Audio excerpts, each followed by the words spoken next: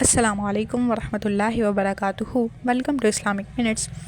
آج کا ہمارا ٹاپک اس بات پر ہے کہ بعض اوقات یہ کہا جاتا ہے کہ جو شخص تجوید کے بغیر قرآن پڑھتا ہے قرآن اس پر لعنت کرتا ہے۔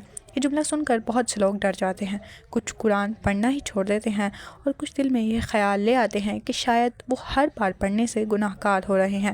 آج کا سوال یہ ہے کہ کیا واقعی قرآن یا حدیث میں ایسی کوئی بات موجود ہے یا یہ صرف ایک غلط فہمی ہے جو وقت کے ساتھ ساتھ پھیلتی چلی گئی ہے؟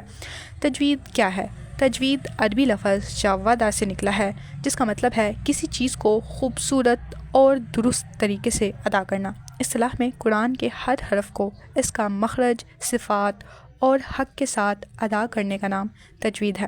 اللہ تعالیٰ نے قرآن مجید میں ارشاد فرمایا، اور قرآن کو ٹھہر ٹھہر کر اچھی طرح پڑھو۔ اس آیت سے بات واضح ہوتی ہے کہ قرآن کو جلدی جلدی یا بگاڑ کر پڑھنا ناپسندیدہ عمل ہے۔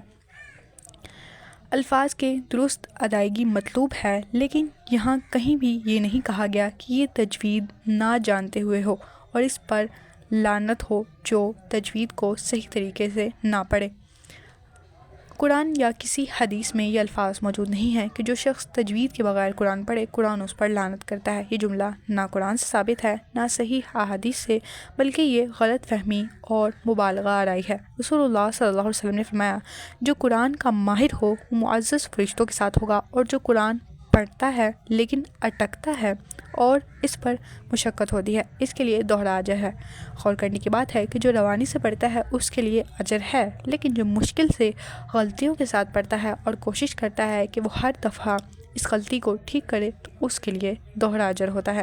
علماء فرماتے ہیں، اگر کوئی شخص سیکھنے کی کوشش کر رہا ہے، غلطی پر نادم ہے، بہت پڑھنا چاہتا ہے، تو وہ گناہ گار نہیں بلکہ اجر کا مستحق ہے۔ البتہ اگر کوئی جان بوجھ کر غلط پڑھتا ہے، سیکھنے کا موقع ہونے کے باوجود لاپرواہی کرتا ہے، معنی بدلنے والی غلطیوں پر توجہ نہیں دیتا ہے، تو یہ کوتاہی ہے، مگر پھر بھی اس انسان پر لعنت کا لفظ استعمال کرنا درست نہیں ہے۔ تجوید کے ساتھ قرآن پڑھنا ضروری اور افضل ہے۔ تجوید سیکھنا فرض کفایہ ہے اور بعض صورتوں میں فرض عین بھی ہے۔ تجوید نہ جاننے پر قرآن لعنت نہیں کرتا ہے۔ کوشش کرنے والوں کو اللہ تعالیٰ دوہرا اجر دیتے ہیں۔